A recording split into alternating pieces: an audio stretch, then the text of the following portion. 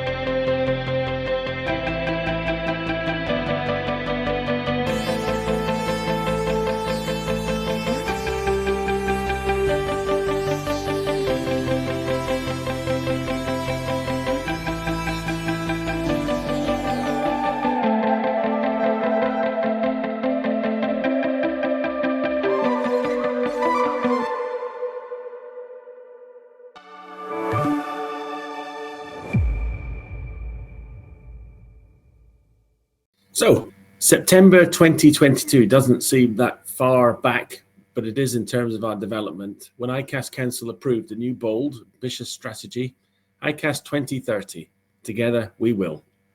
So this is underpinned by a 5-year business plan, which will be implemented throughout 2023 and beyond. Our new strategy shapes our work for the next few years, and it will dictate where we direct our efforts. This work is already well underway, and you can see some of it coming to fruition today. And we'll tell you more about that as we progress through this seminar. As part of the strategy, we've redefined our vision, our purpose, and our values so that we can always be clear on the value we deliver for our members, students, colleagues, and the wider society. You may have noticed that ICAS also has a bold new brand and a visual identity.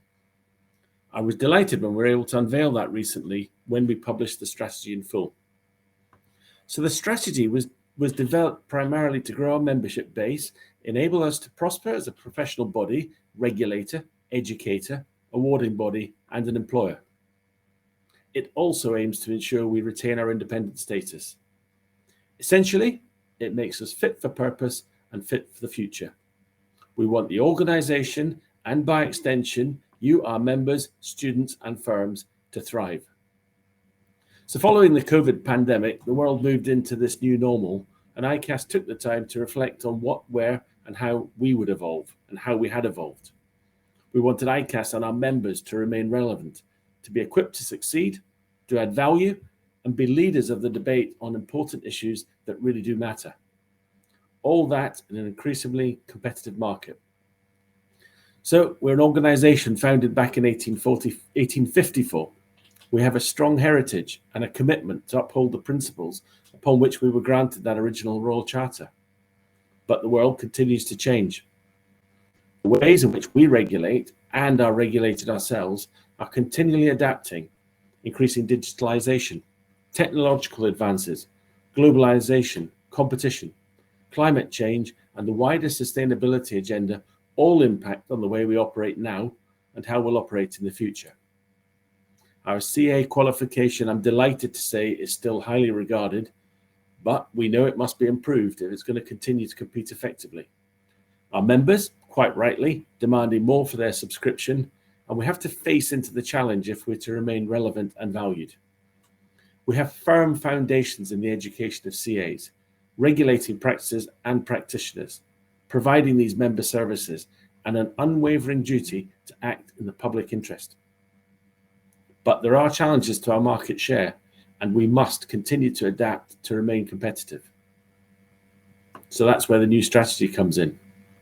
Over the last 12 months, ICAS Council and the executive team have been developing this plan that will create a serious step change. It's a strategy to deliver an exciting and ambitious future for ICAS. Thank you, Bruce. We've identified 5 strategic pillars as part of our new strategy that will deliver our vision. The first of these is the ICAS Advantage, which will deliver a new CA qualification, which will give CAs the edge and a unique student experience and delivery model. Gail Bogue, Executive Director of Learning, will tell us more about what's changing in learning. Over to you, Gail. Thank you. Thank you, Alison. Good morning. So driven by a renewed vision and our ambitious strategy, we are evolving and innovating to redefine learning at ICAS. We're working to enhance the experience of our employers and help students achieve their professional qualification. To get to this point, we've listened to feedback, we've conducted research, and now we will be delivering an enhanced experience for firms and students. We're providing more flexibility and enabling better outcomes. We're launching a refreshed and future-fit syllabus and opening new routes to our CA qualification. And throughout it all, we'll uphold the high standards of academic integrity and professional excellence for which we've long been known.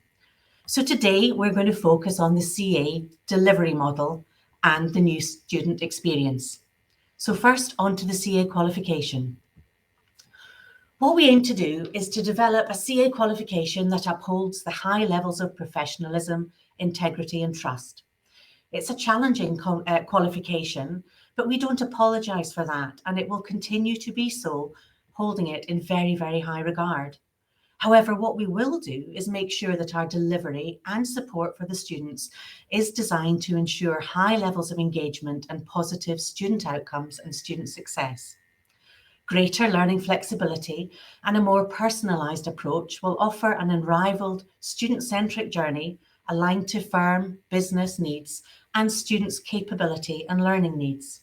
Students will be able to study how, when and where they like, or of course their employers like, and our new 3-year schedule of terms will offer firms the certainty to plan and the freedom to fit ICAS around important work and life events.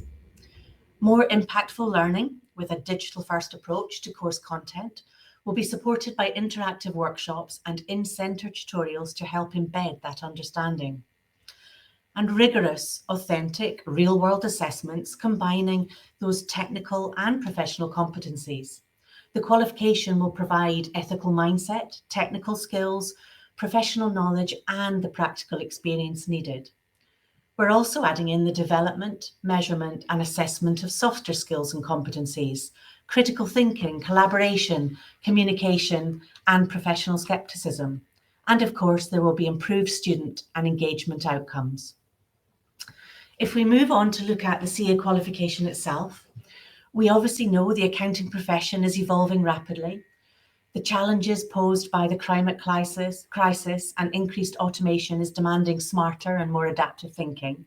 So we've revised the curriculum to give students the skills which they will need to succeed and that the profession and businesses demand.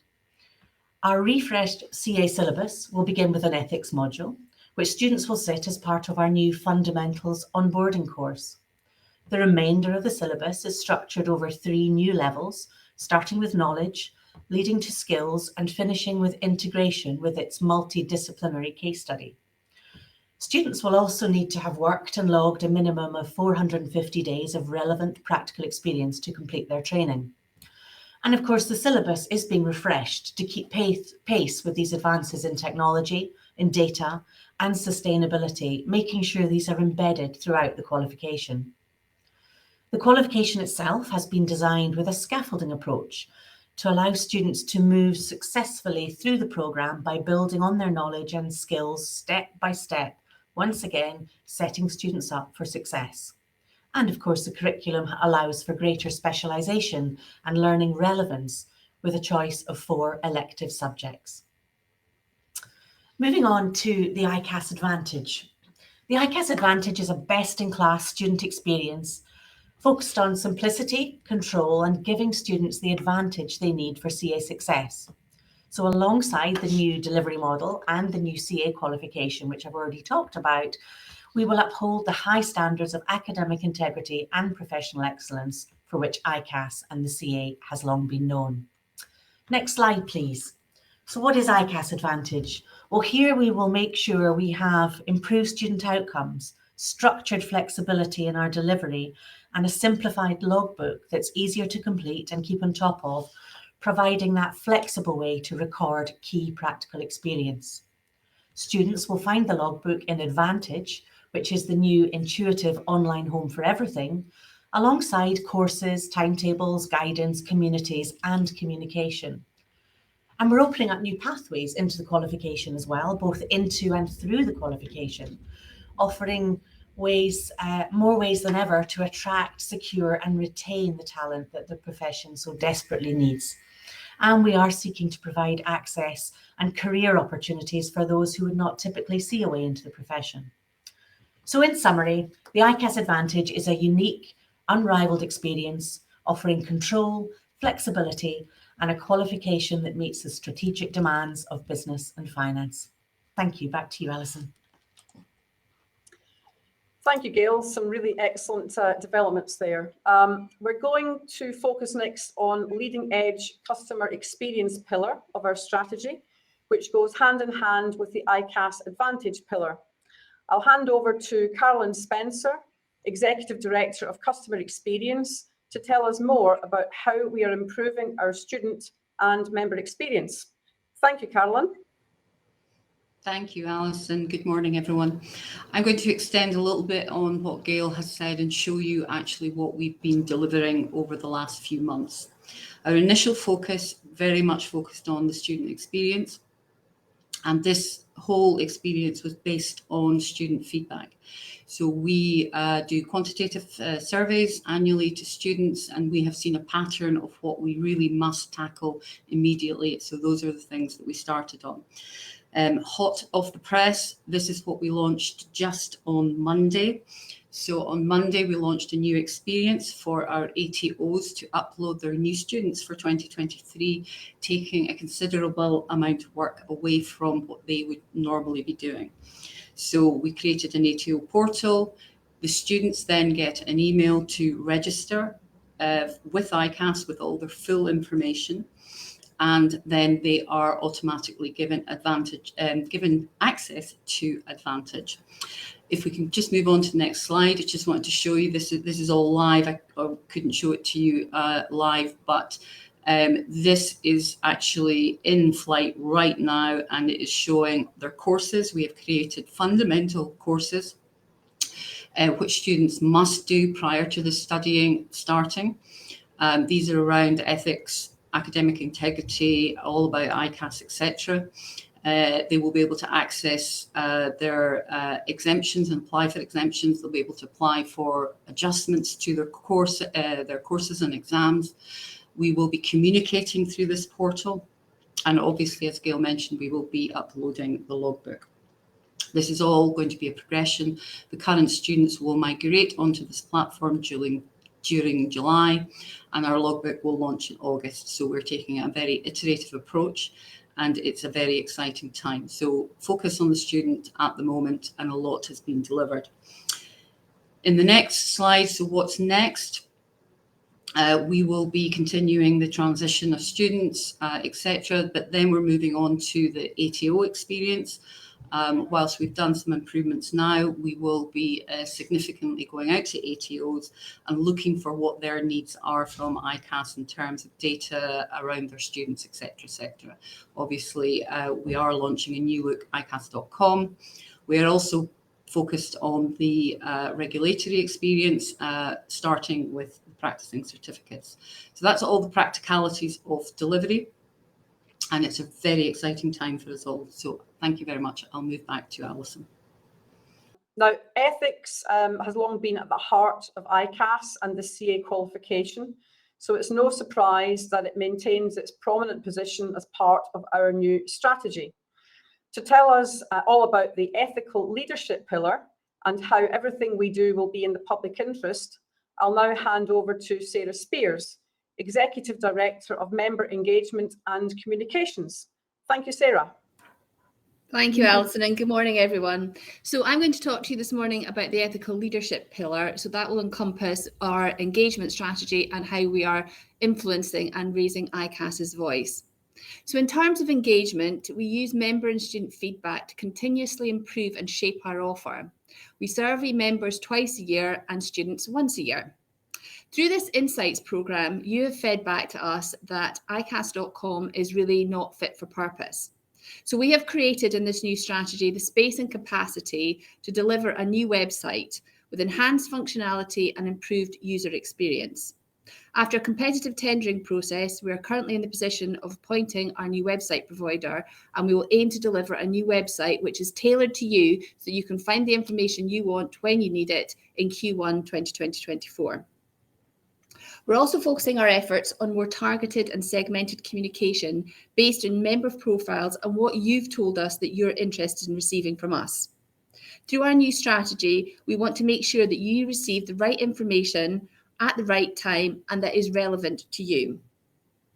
We also know that the shape of our membership is changing, and we need to make sure that we remain relevant. That is why we'll be creating an engagement strategy and reviewing our member value proposition to make sure that you derive the highest possible value from your ICAS membership. We will continue with our current programme of events, webinars and conferences through and thought leadership. We currently deliver over 100 webinars and events each year and ensure our delivery is a mix of technical and non-technical content. There's also a wide range of our webinars available on demand on our website, which can be viewed at any time. In terms of what we're going to do in the influencing sphere, if we can move to the next slide, Brendan, thank you. So another important element of the 2030 strategy is ensuring that we continue to raise our voice and speak out on the interests and the issues that matter, both to our members and to the public. It's incumbent on us to act in the public interest, and we will continue to do so. And that's clearly and firmly laid out within our strategy and our ambitions for the future. We are planning to place more emphasis on media relations to position ICAS as a trusted spokesperson. This helps us to raise our visibility and profile and to secure more coverage on the key topics and issues that matter. We're building PR campaigns around the core issues that matter to us and to you, like sustainability, ethics, equality, diversity, and inclusion. We're developing an engagement programme at both Holyrood and Westminster, building relationships with key officials and key departments.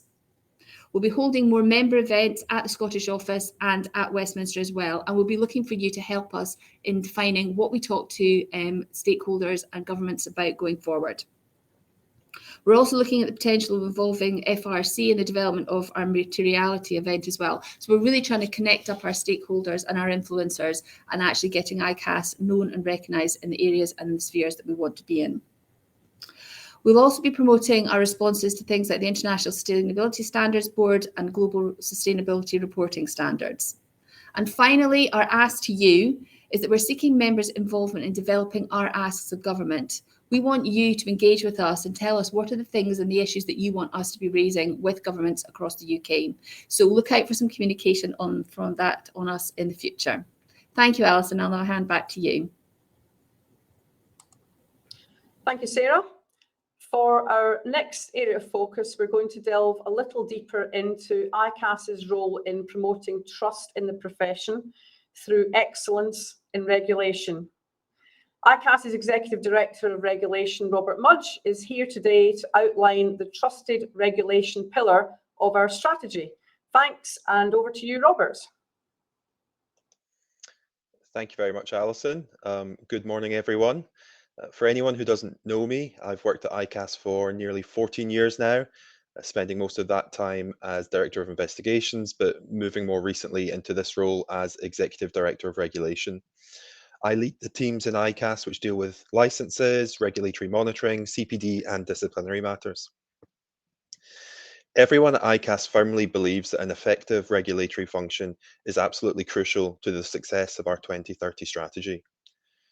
We have all seen recently how quickly a professional membership body can damage its reputation. If people were to lose confidence in our ability to foster trust in ICAS and the accountancy profession, then all of the great initiatives that my colleagues have spoken about here today would be on shaky ground. And so, the new vision adopted by the Regulation Board is promoting trust in the accountancy profession through excellence in regulation. The regulatory landscape is changing all the time, often in ways that are challenging for ICAS, our members, and firms. Unfortunately, this is a landscape which we can influence somewhat but cannot control, with government consistently engaged in various reform agendas and oversight regulators becoming more powerful and more directive. We see this in audit, anti-money laundering, and insolvency, and expect a growing focus on general practice in the future. While we can't control this, what we can do is build and maintain motivated teams of experienced regulatory professionals who are seen as effective and who can properly tread the fine line between support and compliance functions.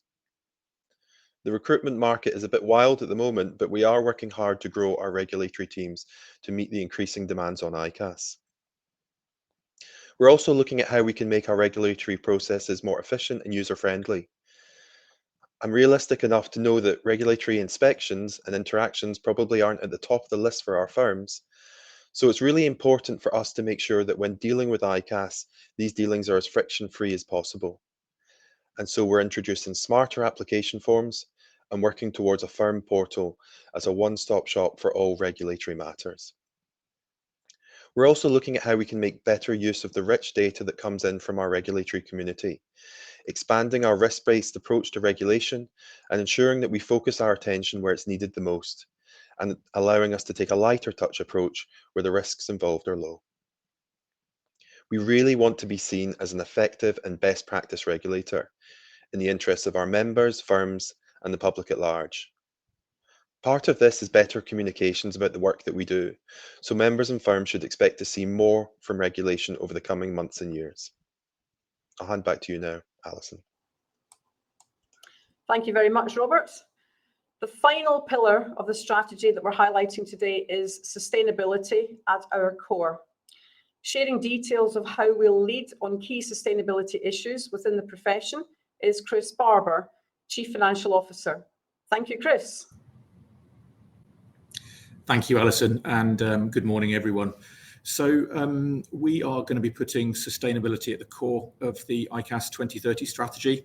And as part of that, we have identified 4 key pillars that we will be delivering as part of the strategy. The first is that we will lead on key sustainability issues within the profession.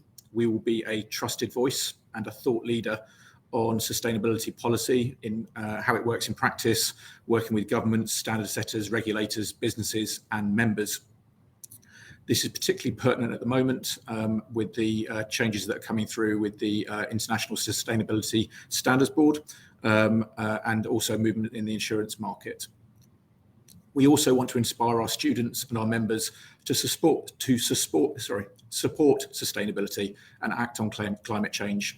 And you'll start to see some of that come through the CA magazine and communications from ICAS.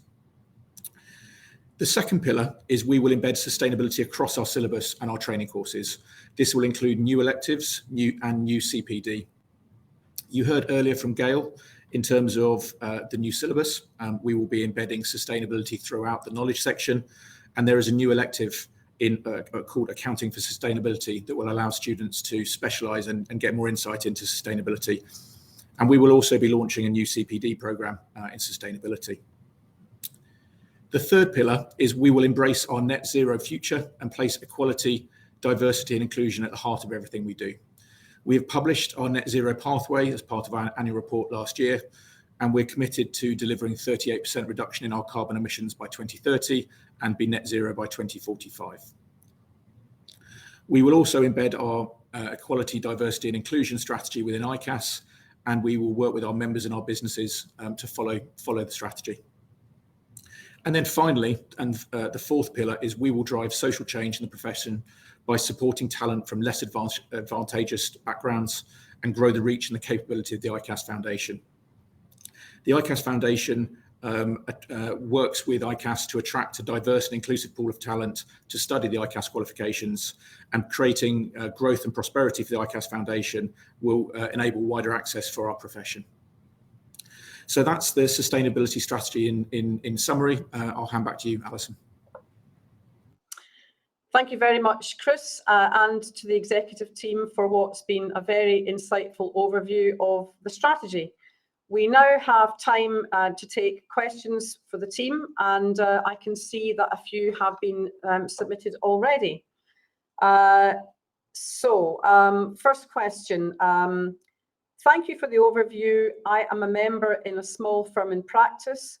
What does this strategy mean for me? Sarah, could you take that one, please? I can indeed. Thanks, Alison, and great question. So fundamentally, the strategy aims to ensure that ICAS and our members remain relevant and in demand in the marketplace. That means keeping the qualification relevant, and you heard Gail talk about that earlier, and increasing our influence with stakeholders and influencers, two of our key pillars within the strategy. We're going to be working harder to make sure that we send members in practice the relevant and technical information that they require and they need, and to be there in the moments that matter. We already have quite a large practice team at ICAS who are here to help and support, and we will be looking at ways in which we continue to do that. You heard Caroline talk about work that we're doing to improve the process around practicing certificates as well. So that's fundamental, making sure that the service that we offer to you as members in practice is exactly what you're looking for, and that you derive the highest value from your membership. As part of the kind of second phase of the strategy, we'll be spinning up some groups looking at engagement and member value proposition, and the practice is key to all of that. So it's really front and centre around what we're doing is trying to deliver a really high quality, high value service to you as our members. Thank you, Sarah. We have a question coming in from Douglas. How does the new strategy, brackets, which I do not remember members being asked to vote on, close brackets, relate to the charter? Maybe one for you, Bruce? Yes, thanks, Alison. So in terms of sort of the approval of the strategy, let's deal with that first. So the strategy is how we live and breathe, and operationally how we run ICAS, and hence that was developed in conjunction between the executive and council. And as I mentioned earlier, I think it was approved in council last September. So council is the regulatory authority at ICAS representing the members. It's the elected body. So they have the authority to approve the council approved the strategy. The executive is then empowered to deliver it. I think there was another bit to the question about, where does it go back to our Royal Charter? Well, our Royal Charter talks about maintaining and promoting the profession and the the strategy is very much built around that as one of the key threads of it. But we never move far from the public interest under the Royal Charter, that everything we fundamentally do as a professional body is in the cause of the public interest. So that threads right through the entire strategy. Thank you, Bruce. We have another question coming through.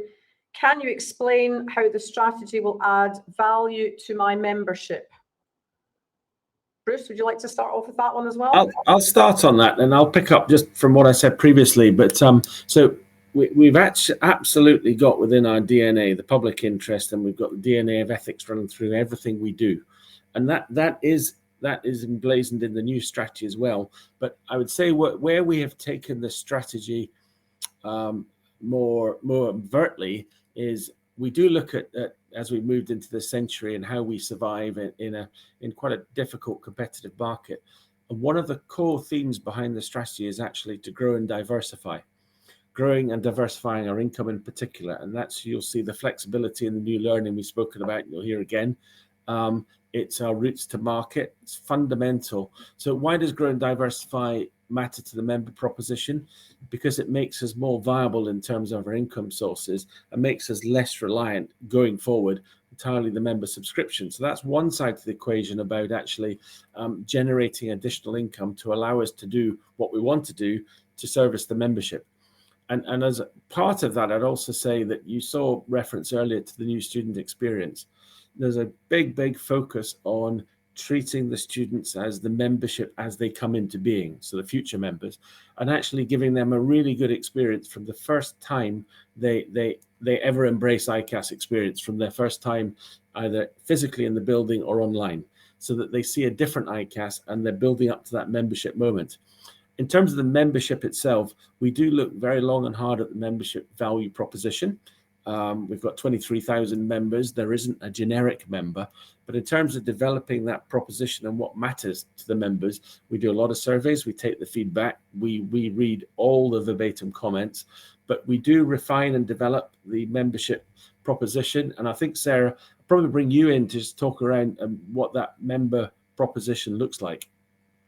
Yes, absolutely. Thank you, Bruce. And I think that you've talked about that there. Listening to members and getting member feedback is really instrumental in helping us shape our member value proposition.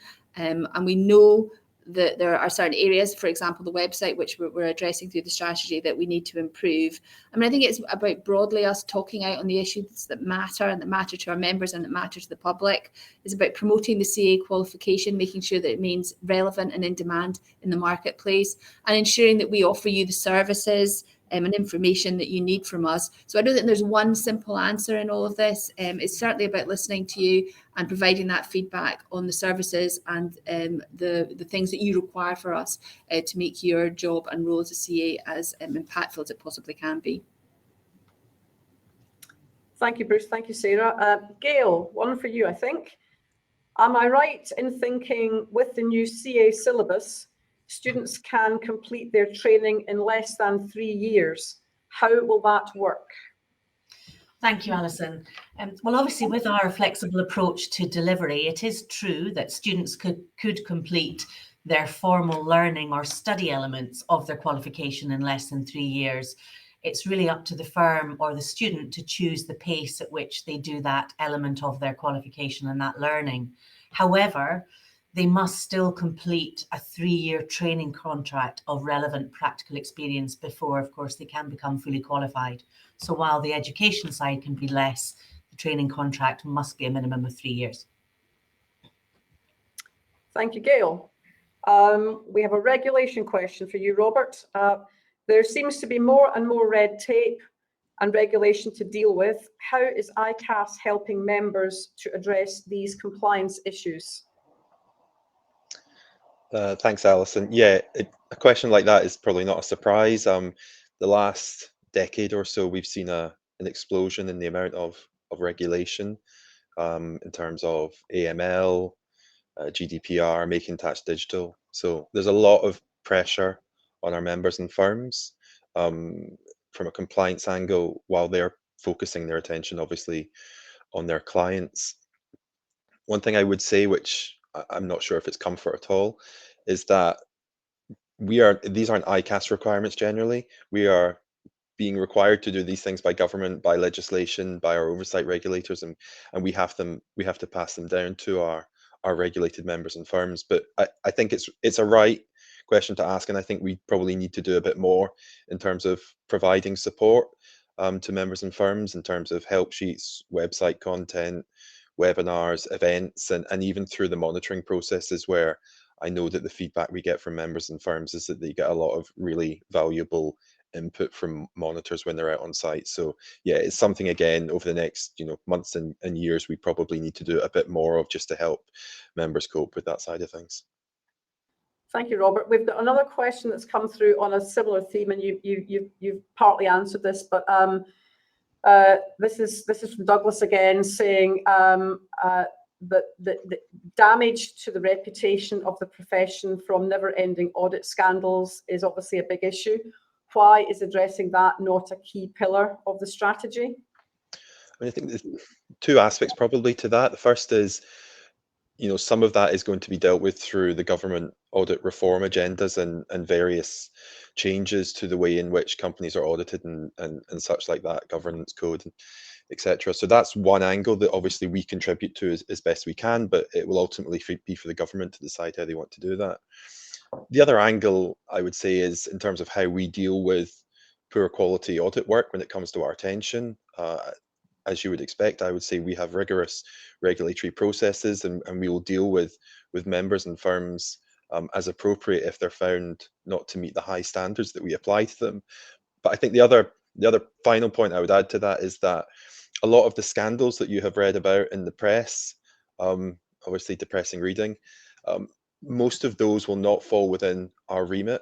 We don't authorize the Big Four for audit, and a lot of the public interest audit scandals fall within the remit of the FRC or other bodies. So without wishing to pass the buck, there's a lot of these scandals that actually we can do nothing about. Excellent point. Thank you very much, Robert. Gail, follow up from Helen. You talked about the new syllabus for the CA qualification incorporating important new themes such as sustainability and data. Does this mean some traditional syllabus areas have been reduced or removed? Thank you. A great question. Obviously, we still have to ensure that students get that core knowledge that is required to be a CA, and obviously required from a regulatory point of view and aligned to the Companies Act.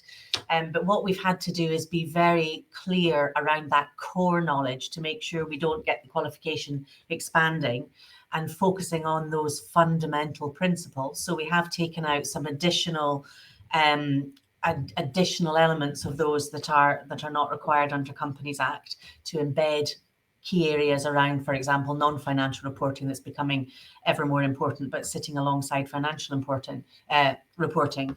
But the way we get round it as well is through the electives. So by having the electives, it gives choice for students to focus on particular areas. So for example, although we embed the elements of data and sustainability throughout every subject in the qualification, in order to provide a much more in-depth view of, for example, sustainability for accountants, we've put that as an elective. So students can choose to do that for a really in-depth understanding. So it is a balance, and something we are very, very conscious of, because we don't want it to become a very unwieldy qualification, but we are limited and we have to make sure those core principles are there. So it's a bit of a mixture of both.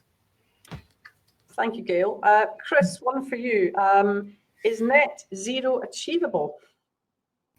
Big question. Thanks, Alison. Yeah, absolutely a very big question. Well, we at ICAS absolutely want to lead by example on net zero, and in line with the 1.5 degree science-based targets, we need to reduce our carbon emissions by 38% by 2030 and then be net zero by 2045. So we've got a clear pathway to the 38%. So we are incorporating an active and sustainable travel policy. We are digitizing all of our learning materials. We are looking at the efficiency of our lighting and heating and driving energy efficiencies. We are also looking at our office and our property footprint as well. So that will get us to the 38%, and then we will be working closely with our suppliers to deliver the remainder of the net zero. So hopefully that answers your question, Alison, but there is a lot to do. Thank you, Chris. We have another question. I think this is for you again, Gail. I find the PD CPD offer from ICAS poor. Will the strategy address this? Thank you. So yes, it will. We are working on our new CPD strategy for development and launch in 2024 after we've launched our new CA in April 2024. So the new portfolio will aim to offer a number of short courses as well as other qualifications that will support the career-long learning of our members, and will be aligned to a competency framework for members in different stages of their career. Of course, as part of that, when we develop that portfolio, we will be thinking about the new content that's gone into the CA qualification that our current members won't have done, particularly again, going back to sustainability or perhaps more in data. And we will be packaging up those elements into short courses so that members could study those and learn from them to help their development. We will also be partnering with a number of other bodies as well as academic institutions on courses that our research is telling us that are attractive to members. More on that in the coming months. Thank you, Gail.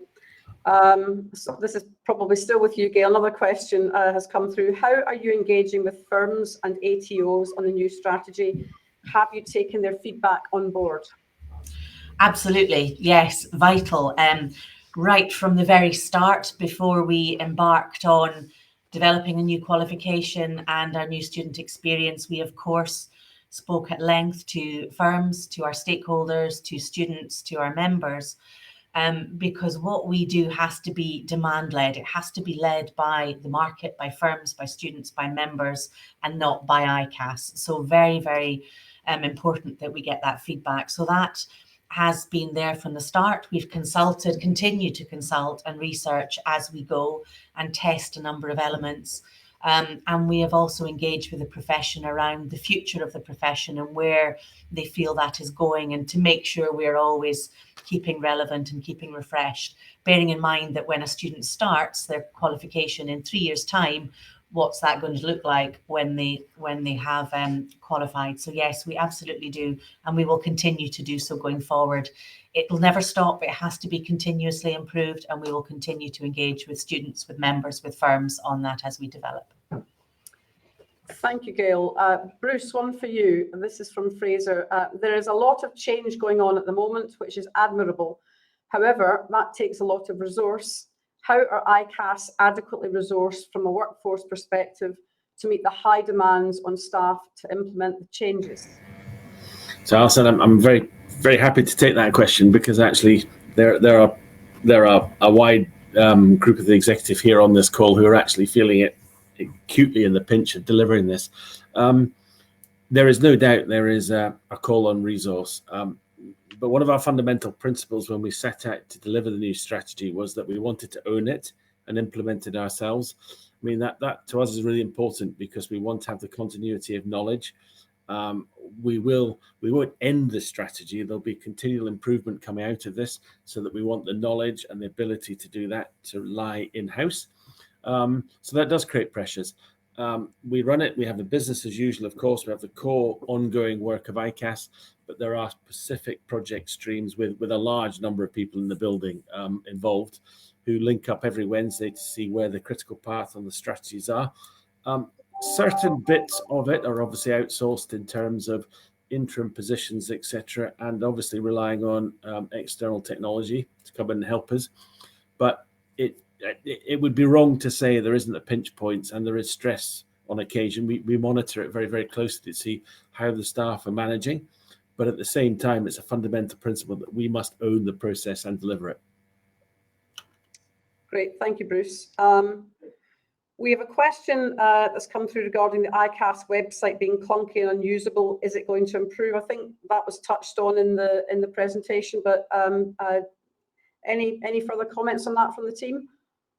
Yeah, so I can take that one, Alison, if that helps. So yes, we recognise that, and that's why we've placed building a new website that has enhanced functionality and a better user experience. And we're in the process of working through that at the moment, and we aim to deliver that at the start of next year.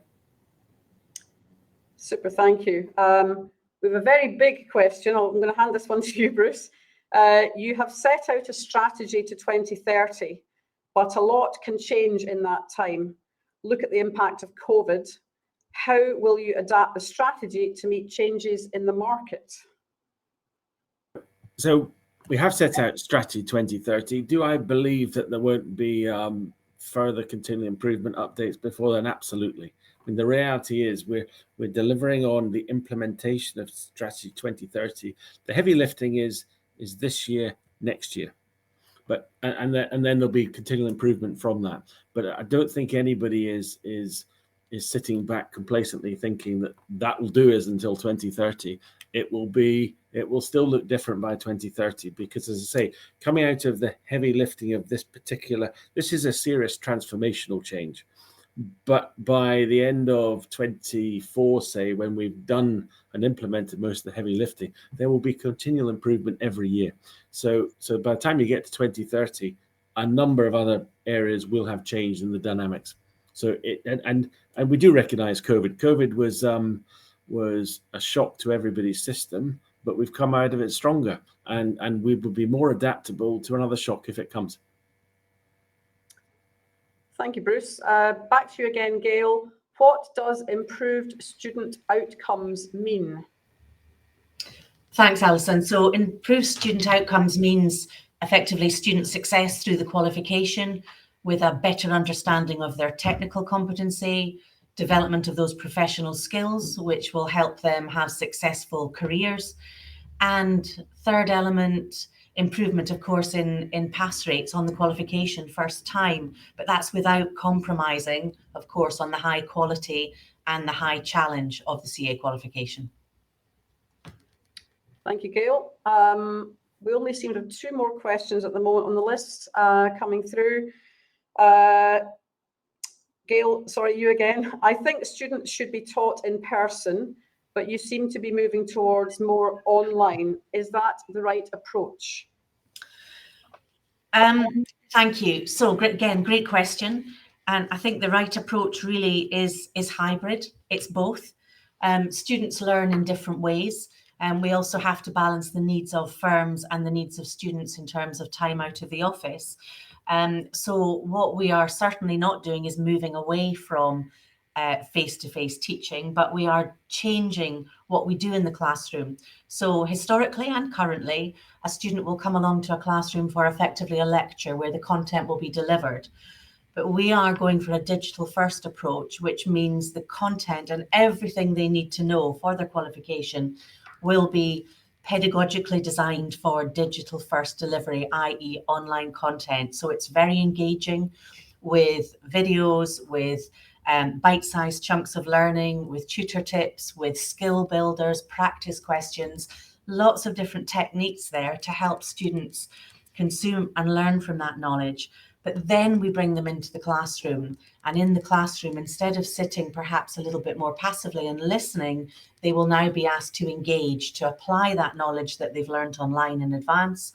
And really, so we can check their understanding, we can get them to do some analysis, evaluation of what they've learned, and really practice it. And that helps, again, going back to the student engagement and the better student outcomes.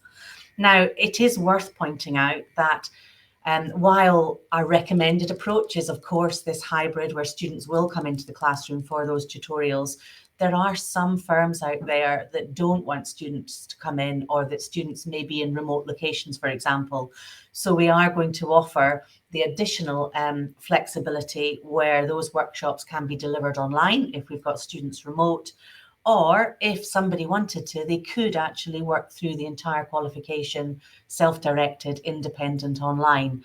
Not for most, and that's probably not what they're recommended. As I say, I think there is a huge value in using that face-to-face time, but it's got to be used for maximum effect. Thank you, Gail. And the final question which has come through, we've got nothing beyond this now. What plans does ICAS have to deliver the qualification globally? Any takers? I can start with that one if you like. Again, so because of our flexible approach, because of our digital content first, there is an opportunity for us to deliver it globally with online face-to-face classes if firms and students wish that overseas. However, I think it's very important that we do focus on the UK market first and we get that right. So that is our key priority at the moment, but certainly there is nothing to stop us looking internationally in the future. And indeed, we hope that we will be able to offer that out to students and members on the international stage in the future.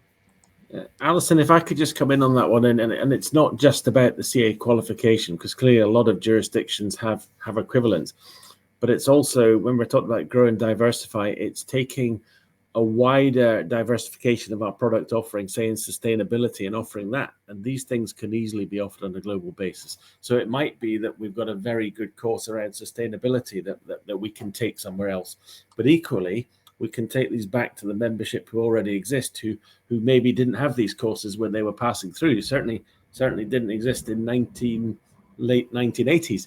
So it allows members like ourselves to actually revisit and do some of these courses of today to make us as relevant for tomorrow. So there's different ways of doing this, but it is about growing and diversifying our income and de-risking ourselves. That's super. Thank you very much. So huge thanks to the team at ICAS for sharing the new ICAS strategy in such an enlightening and informative session. Thanks also to everyone who joined us today and submitted a question. I'm sure we all leave this webinar with a clearer idea of the direction of ICAS as we move towards a bold future. You can find more information on the ICAS 2030 Together We Will at icas.com/strategy. You can also hear some of the CAs and CA students who are working to create a better tomorrow by standing as proud champions of good practice and responsible business, committed to doing the right thing across the board. Finally, I hope you will join our next free to attend online event on Tuesday, the 13th of June, a practical session on dealing with HMRC inquiries. HMRC inquiries can be time-consuming and it can be challenging for tax practitioners to help their clients navigate the process while running their business. In this webinar, our experts will highlight the practical issues that you and/or your clients need to be aware of and how to ensure that you can be fully prepared for an inquiry should one be opened by HMRC. But for now, thank you again for joining us today.